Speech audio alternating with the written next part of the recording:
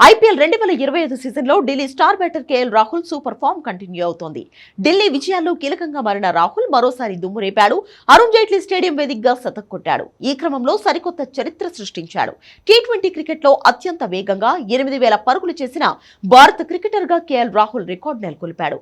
ఈ నేపథ్యంలోనే run machine Virat Kohli రికార్డును కూడా బద్దలు కొట్టాడు. కింగ్ కోహ్లీ 243 ఇన్నింగ్స్లలో 8,000 పరుగులు మైలురాయిని చేరుకోగా కేఎల్ రాహుల్ కేవలం 222 ఇన్నింగ్స్ల్లో ఈ రికార్డును సాధించాడు. గుజరాత్ టైటన్స్ తో మ్యాచ్లో 60 బంతుల్లో శతకాన్ని పూర్తి చేశాడు.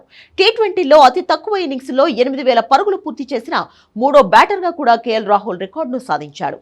టీ20లో అత్యంత వేగంగా 8,000 పరుగులు పూర్తి చేసిన ఘనత వెస్టిండీస్ దిగ్గజం క్రిస్ గేల్ పేరిట ఉంది.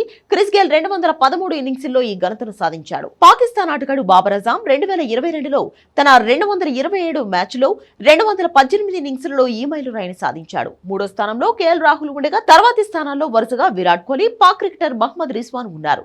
ఈ మ్యాచ్లో ఢిల్లీ భారీ స్కోర్ చేసిందంటే రాహుల్ ఇన్నింగ్సే కారణం. ఆరంభంలో ఢిల్లీ ఆట చూస్తే కనీసం 150 కూడా చేసేలా కనిపించలేదు. మిగతా బ్యాటర్లు విఫలమవుతున్నా రాహుల్ మాత్రం అతరు కొట్టాడు. 35 బంతుల్లో హాఫ్ సెంచరీ అందుకున్నాడు.